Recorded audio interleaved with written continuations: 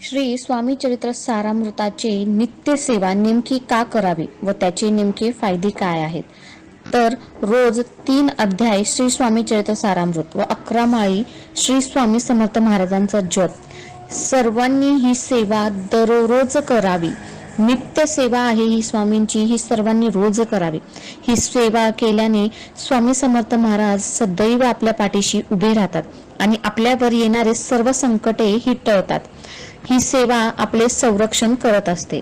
तर त्याचे नेमके फायदे काय आहेत आणि 3च अध्याय का वाचावे?